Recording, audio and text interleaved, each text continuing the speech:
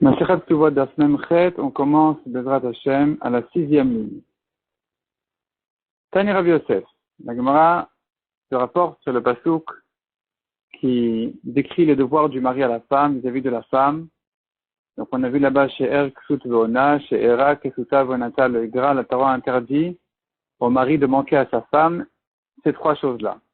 Qu'est-ce que c'est que chez Era Ksuta Venata? On a vu dans le daf précédent l'explication de chacun des Tanaïm, soit ça fait allusion à la nourriture, aux habits et au rapport, soit ça fait allusion tous les pasouks que sur les habits, et nous avons encore ici une dracha. Tani Rav Yosef, She'era zu keruv basar. Le mot She'era en réalité veut dire sa chair, comme en français, son corps. Donc, soit ça fait allusion à la nourriture, qui nourrit son corps, soit on a vu une autre explication dans les Tanaïm d'avant, que ça fait allusion au rapport, aux relations. Ici, Rav Yosef, il ramène une braïta qui dit, She'era zo keruv basar. Du mot She'era, on apprend, keruv basar, ça veut dire, la Gemara explique justement, chez le inhagba minag parsim, il ne faut pas que pendant les relations, il se comporte avec elle comme l'habitude des goïm perses, chez meshamshin mitoten milvushen, qui gardent leurs habits au moment des relations. Mais Sayal el Ravuna d'Amaravuna, ceci vient comme preuve pour Ravuna qui a dit, à Omer, un homme qui dit, Iyavshi, Ela ani bevigdi ve bevigda, je ne suis d'accord je ne n'accepte les relations que d'une manière à ce que je garde mes vêtements, moi et elle, Yoti ve noten ktuva. Donc s'il veut rester habillé, il se débrouille le minimum, mais en tout cas, en général, en gros, il est habillé, eh bien, Yoti ve iten ktuva. Il doit divorcer en donnant la ktuva à sa femme, parce qu'on n'accepte pas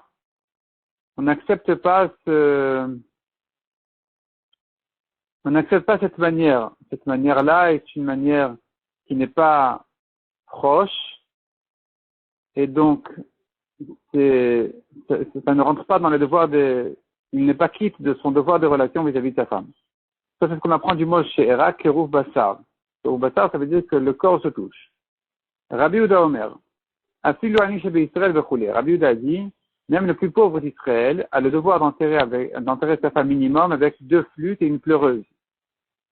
Mikla de Tanakama Savar, la Gemara des Juifs de Rabbi Yehuda, que Tanakama ne pense pas comme ça, Hanelo, il pense que non, le mari n'a pas l'obligation, le devoir vis-à-vis de sa femme de l'enterrer avec ce kavod minimum, que de lui amener 2 flûtes et une pleureuse. Une pleureuse qui fait pleurer tout le monde. Et Ridami, de quoi il s'agit? Ideucha, si l'habitude de la famille de la femme, c'est de faire les enterrements de cette manière-là, Maïtama de Tanakama de Amarlo, quelle est la raison de Tanakama qui a dit que le mari n'en a pas le devoir? Si l'habitude de la femme, c'est d'enterrer de cette manière-là, le mari a le devoir de l'enterrer selon son kavod à elle. Vei de la v'urcha. Et si ça ne fait pas partie de l'habitude de la femme d'enterrer de cette manière-là, Maïtama de Rabbi Yehuda, quelle est la raison de Rabbi Yehuda qui dit que le mari doit rechercher à faire des choses qui ne sont pas habituelles? L'autre répond la Gemara, Kegon de Uchadide, Vela Uchadida. Il s'agit que dans la famille de l'homme, on a l'habitude d'enterrer de cette manière. Dans la famille de la femme, on n'a pas l'habitude d'enterrer de cette manière. Et c'est là la marloquette. Tanakama Savar. Qui amrinan olaimo vena yoredatimo. Tanakama pense que le principe, qui est une règle, qui est une règle juste et vraie, que la femme, elle s'améliore, elle monte au niveau du mari, mais elle ne descend pas à son niveau. Ça veut dire que si la classe du mari est plus grande que celle de la femme va profiter de la classe du mari. Si c'est le contraire, elle ne va pas baisser. Anemi le mechaim. Ce principe-là, on ne l'emploie que du vivant. Avalachamitam, une fois que la femme est morte, le mari n'a plus le devoir de de faire monter sa femme à la classe de sa famille à lui, donc d'amener 2 flûtes et une pleureuse, puisque chez elle, on n'en a pas l'habitude, et qu'elle n'est plus vivante, il n'en a plus le devoir. Mais Rabbi Yehuda Savar a plus la charamita, tandis que Rabbi Yehuda y pense que même après la mort de la femme, le mari a encore le devoir de l'honorer selon sa classe à lui, ou à elle, la meilleure. Et donc ici, où chez lui on a l'habitude d'enterrer avec ce kavod, et chez elle on n'a pas l'habitude, eh bien, il n'a plus besoin, selon Rabbi Yehuda, selon Rabbi Yehuda, il doit encore garder ce kavod-là vis-à-vis de sa femme, même une fois qu'elle est morte, et donc de lui l'enterrer avec les deux flûtes et la pleureuse. Comme sa classe à lui. Amar Apriza, Amar Marukva, Alakha ke Rabbi Yehuda. Alakha est comme Rabbi Yehuda qu'il faut, le mari a le devoir de garder, de donner à la femme le kavod, même qu'on n'a pas l'habitude chez elle, seulement chez lui, même après sa mort. Et Amar Apriza, Amar Marukva. Mishinishtata. Encore une alakha dit Rav Chizda, nom de Marukva, qui n'a rien à voir avec celle-là. Simplement, c'est le même Chacham qui parle, donc la Gemara elle ramène encore un enseignement. Mishinishtata, un homme qui a perdu la raison. Bedin yordin nechasav vezanin umefarnesin et ishto. Le bedin, il va rentrer dans ses biens pour nourrir et donner tous les besoins de sa femme, ubanav uvnotav vedavar acher, et de ses fils et de ses filles, et autre chose encore, que la Gemara va expliquer ensuite. Amar le Ravina el Ravashi, Maishna Ma'adetania, en quoi ce cas-là est différent de ce qui a été ramené dans une braïta, Mishalach Emdinat Hayam veishtot ovat mezonot, un homme qui est parti dans un pays lointain, et voici que sa femme vient réclamer sa nourriture. Bet din yordin nechasav, vezanin mefarnesin et ishto. Alors là, effectivement, le bedin va rentrer dans ses biens pour nourrir et donner tous les besoins de sa femme. Avalo banavu vnotav velo davar acher, mais pas pour nourrir aussi ses fils et ses filles, ni autre chose. Donc pourquoi quand il a perdu la raison, tu dis qu'il faut nourrir ses fils et ses filles aussi, tandis que dans le cas où il est parti, on ne nourrit pas ses enfants. Amal, il lui a répondu, Veloshan ilach, est-ce que tu ne sais pas distinguer, bagnoté les dates, les dates, entre quelqu'un qui est parti de pleine conscience et qui n'a rien dit, s'il n'a rien dit, on n'a pas le droit de rentrer dans ses biens pour nourrir ses enfants. C'est qu'il n'avait pas l'intention de les nourrir. Tandis que dans le cas où il a perdu la raison, on suppose que si il avait gardé, certainement, il se serait occupé de ses enfants aussi. Donc là, on peut nourrir ses enfants sur ses biens. Qu'est-ce qui est cette autre chose qu'on a dit encore qu'il faut aussi donner sur son compte? Le compte de l'homme qui a perdu la raison, eh bien, sur son compte, on va aussi ajouter d'avoir autre chose. De quoi il s'agit? Rav Chizda Amar Zetarchit, Rav Yosef Amar Tzedaka. Selon Rav Chizda, Zetarchit, c'est les bijoux ou les parfums de la femme. Selon Rav Yosef, c'est quand il y a une demande de Tzedaka, on va donner. On va donner de la Tzedaka sur son compte. La Gemara explique. Man Amar Tarchit Kol Sheken Tzedaka. Celui qui dit qu'il faut ajouter les parfums et les bijoux, Kalvachomer que la Tzedaka on donne. Man Amar Tzedaka. Non, pardon. Celui qui dit Mandamar Tarchit, celui qui dit que quand quelqu'un est parti consciemment et n'a rien dit, on donne sur son compte, on ne donne pas, sur son compte dans ce cas-là, les parfums et les bijoux. Kol Sheken Tzedaka, Kalvachomer qu'on ne va pas donner sur son compte de la Tzedaka. Mandamar Tzedaka, celui qui dit qu'on ne donne pas de la Tzedaka, Aval Tarchit Yavinada. Mais ce qui est bijoux, ce qui est parfum, on va lui donner à sa femme de l'onichale de Tinval. Car un homme ne veut pas que sa femme soit rabaissée quand elle n'est pas là, quand il n'est pas là, en son absence. Donc, on suppose à nouveau que certainement le mari aurait été content de savoir que sa femme a pu profiter de ses biens, même pour se parfumer, et s'acheter tout ce qu'elle a besoin, comme bijoux, etc. Amar Apriya Baravina Maravuna. Mishalachem dinatayam umeta ishto. Un homme qui est parti loin, et voici que sa femme est morte entre-temps. Bedin yordin chasav et kovrinota. Le bedin rentre dans ses biens pour l'enterrer à elle, les fikvodo, selon son kavod à lui. Demande à Gemara les fikvodo vole les fikvoda. Est-ce qu'on ne va monter que jusqu'à son kavod à lui? On ne va pas le dépasser quand le kavod de la femme est plus grand? Est-ce qu'on ne va lui donner que le kavod du mari et pas plus que ça? Pourtant, la femme ne baisse pas de classe. Même si tu penses qu'elle ne monte pas de classe après sa mort, au moins elle ne baisse pas de classe après sa mort, là, c'est sûr. Donc pourquoi on a dit selon son kavod à lui? Et ma'af letik vodo. On vient de dire même selon son kavod à lui, quand il est plus grand et plus important que celui de la femme. Akamash malan olaimo venay oredetimo.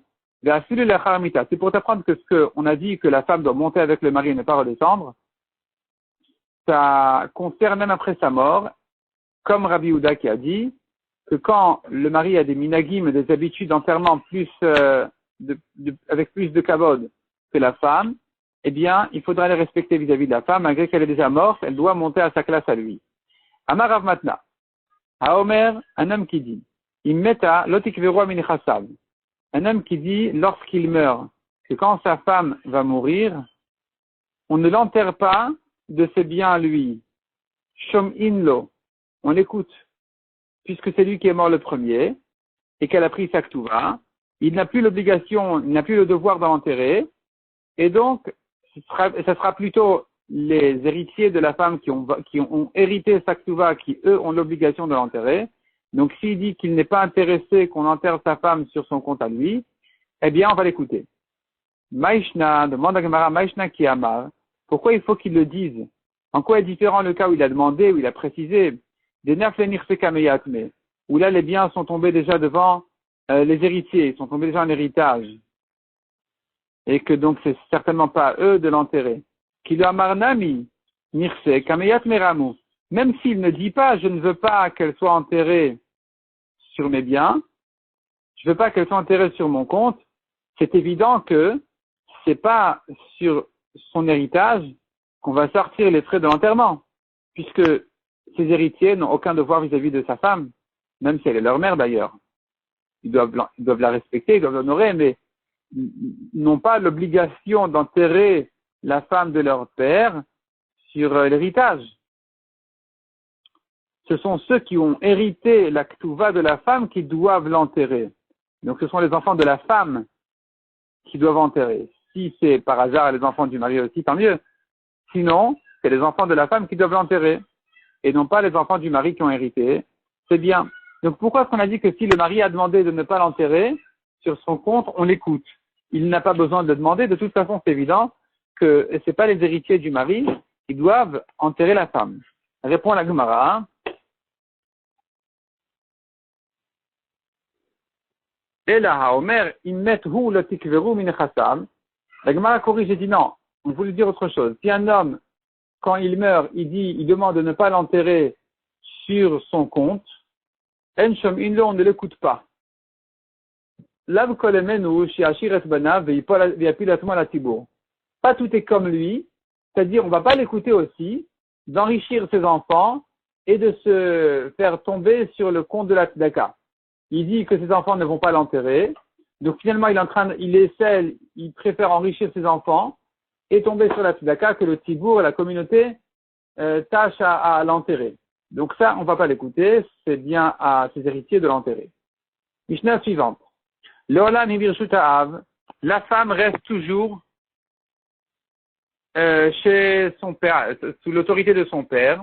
Tous les droits du père restent sur sa fille, il garde tous ses droits sur sa fille. Achetikanes, birshut habal, jusqu'à ce qu'elle rentre chez le mari, le nisuin, pour se marier. On a tourné la page. Masar ha'av lishluché habal, dès que le père a transmis sa fille aux envoyés du mari, Ari birshut habal, dorénavant elle est considérée comme chez le mari, ça correspond en fait à un mariage. Mais si le père est allé accompagner sa fille avec les envoyés du mari, ou bien que les envoyés du père sont allés accompagner les envoyés du mari qui ont pris la fille, elle est considérée encore comme chez son père. Par contre, dès que dès que les envoyés du père qui ont accompagné la fille, ils l'ont transmise et laissée chez les envoyés du mari est partie, elle est maintenant dorénavant qu'avec les amis du mari.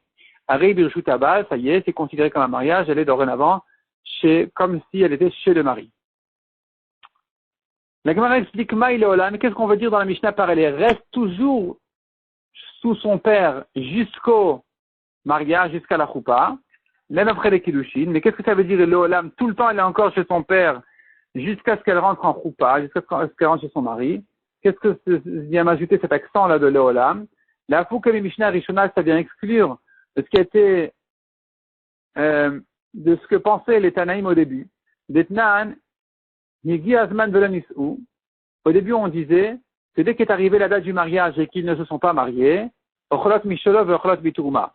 Les femmes, la mariée, mange dorénavant sur le compte tout ce qu'elle mange, elle est nourrie du mari, et elle peut manger aussi de la Tourma s'il est Kohen.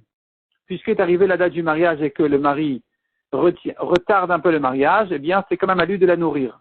Kamash Malan Leolam, notre Mishnah vient te dire non, elle est toujours encore comme chez son père, même si est arrivée déjà la date du mariage, elle n'aura pas le droit de manger de la Tourma, jusqu'à ce que vraiment elle soit transmise entre chez lui ou chez ses envoyés.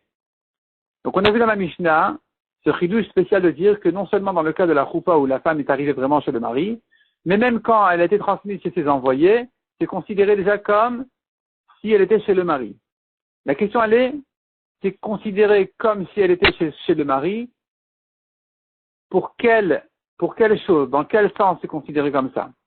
Masarav, donc on a vu Masarav Lishucha Abal, dès qu'elle a été transmise aux envoyés du mari, Arei Birjut Abal Vechoulet, donc elle est considérée dorénavant comme chez le mari.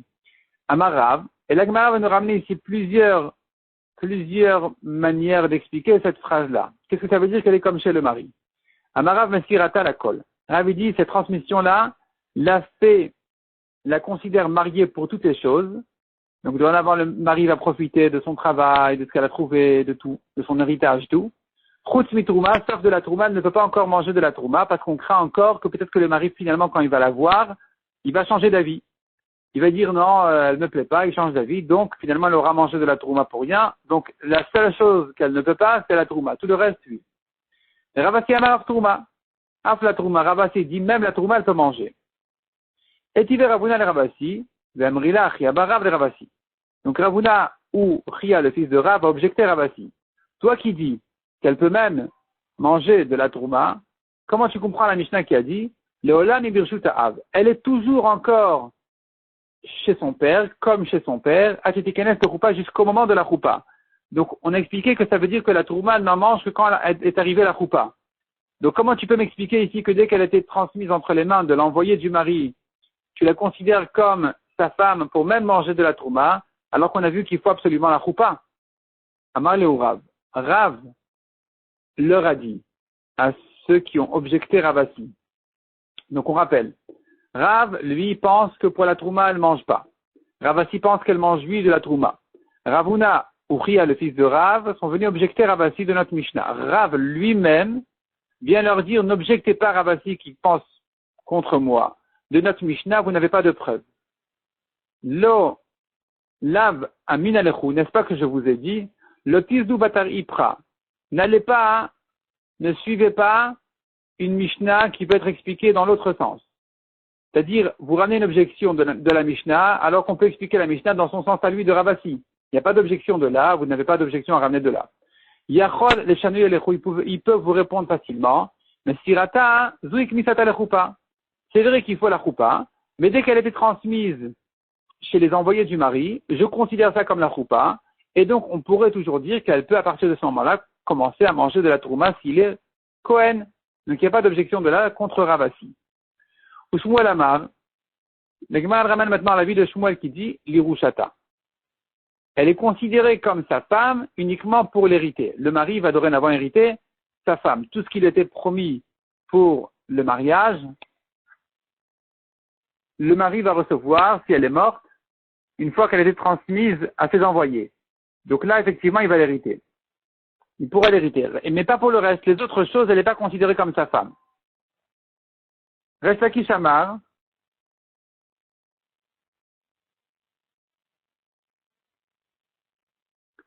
Reste à Kishamar, quatrième avis, l'Ektuvata. Elle est considérée comme sa femme pour la Ktuva. Qu'est-ce que ça veut dire? Ktuvata Mahi, qu'est-ce que ça veut dire pour sa Ktuva?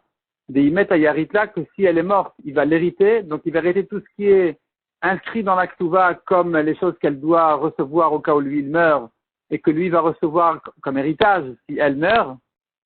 C'est ça ce que ça veut dire. Aïnou de Shmuel. C'est bien ce que Shmuel vient de dire, qu'il l'hérite. Donc, qu'est-ce que Resh Lakish vient dire? En quoi il est en marloquette sur Shmuel? Il faut comprendre autrement. Amaravina lomar ktuvata me'acher mané. Dorénavant, si elle se remarie, elle ne reçoit pour sa ktuva qu'un mané, comme une veuve ou une divorcée. Puisqu'elle était transmise déjà chez les envoyés du mari, je considère comme si elle était déjà mariée une première fois, que si maintenant elle va se séparer de ce nouveau mari, même avant de s'engager davantage, simplement elle est arrivée chez les envoyés du mari, c'est fini. Dorénavant, sa ktuva ne sera qu'un seul mané. Rabbi Yochanan et Rabbi Hanina d'Amre Tarbayou, Rabbi Yochanan et Rabbi Hanina, les deux, ils disent, mais Sirata la kol a fait trouma. Ils pensent comme Ravasi, qu'elle est considérée complètement comme sa femme, dès qu'elle a été transmise, elle est considérée complètement comme sa femme, même pour manger de la trouma. Métivé, et là, la Gemara ramène une objection sur tous ceux qui ont parlé ici, sauf Shmuel. Alach Aav im shluchei Abal. Si le père est allé avec les envoyés du mari. Ou bien les envoyés du père, ils sont allés accompagner les envoyés du mari. Ou bien si la femme elle avait une maison, une cour en chemin, et elle est rentrée avec son mari pour passer là-bas la nuit, en tant que fiancée, mais pas en tant que mariée. Tout ça n'est pas considéré encore comme un mariage, et donc, même si Taktuva, toute l'année d'Unia, tout ce qui devait être donné au mariage, est déjà chez le mari, Meta, si elle meurt à cette étape-là, Avia Yorosha, c'est encore le père qui l'hérite parce qu'il n'y a pas eu vraiment de transmission, il n'y a pas eu encore de choupa. Mais dès que le père l'a donné, il a donné sa fille, transmis sa fille aux envoyés du mari. Ou bien les envoyés du père l'ont transmise aux envoyés du mari. Ou bien que le mari avait une maison, une cour en chemin et qu'elle est rentrée avec lui, les Shum Nisuin, avec l'intention de se marier. Donc ils ont passé là-bas la nuit en tant que mariage. Peu importe s'il y a eu des rapports ou pas. L'essentiel ici, c'est est-ce qu'ils avaient l'intention de se marier par ce yichud ou pas. Ils se sont isolés ensemble, ils ont passé la nuit ensemble. Est-ce qu'ils se considèrent dorénavant comme des mariés ou pas? Donc si j'avais eu l'intention de faire ça comme un mariage, à ce moment-là, elle est considérée comme sa femme, et donc, même si sa ktuva, c'est-à-dire tous les meubles et tout ce qu'elle lui a promis, c'est encore chez son père, Meta, si elle est morte à cette étape-là, là, Yorosha, le mari, il va l'hériter. La seule chose qu'on a dit qu'elle est comme sa femme, c'est que pour l'héritage. Donc, comme Shmuel. Aval li trouma, mais pour le reste, comme la trouma, elle ne mange pas encore de la trouma. La femme ne mange de la trouma qu'une fois qu'elle est rentrée, elle est rentrée en choupa.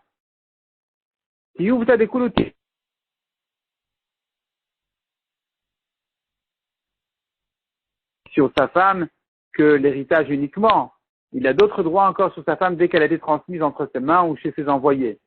Donc c'est une objection contre eux parce que là on voit que non, il peut l'hériter, mais pas plus que ça. La Gemara reste en objection, surtout c'est Amoraïm. Mais la Gemara, avant de continuer, elle a un petit problème sur cette braïta elle-même. Il y a une petite contradiction dans la déduction de la braïta. Agoufa Kashia, la braïta se contredit dans sa déduction. Amrat, tu dis d'une part, Nichnesa imo lalin, qu'elle est rentrée avec le mari pour passer la nuit là-bas. Tamad elaline, la raison pour laquelle elle n'est pas considérée comme sa femme, c'est parce qu'il n'avait que l'intention de passer la nuit là-bas, pas pour se marier. Hastama, mais s'il n'avait pas d'intention précise, les Shem Nitsuin, je considère que ça s'appelle pour un mariage. Et ma sefa, or à la suite de la braïta on a dit, Nichnesa imo le Shem Nitsuin, si elle est rentrée en tant que mariage, ils se sont isolés pour se marier, là elle est mariée. Hastama, mais s'il n'avait pas d'intention précise, déduit de là, la ligne, c'est que pour passer la nuit, c'est qu'un hôtel, c'est pas plus que ça. Donc, quand il n'avait pas d'intention précise, est-ce que c'est considéré comme un mariage, oui ou non? De la récha, je déduis que oui, de la sefa, je déduis que non. Répond la Gemara Maravashi, stam et stam ektane.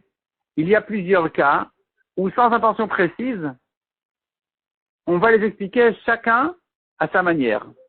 Stam chater dida, si c'est la maison de la femme, c'est dans la cour de la femme, alors je dis que la ligne. Si j'avais pas d'intention précise, c'est considéré simplement comme une nuit d'hôtel, c'est pas une nuit de mariage.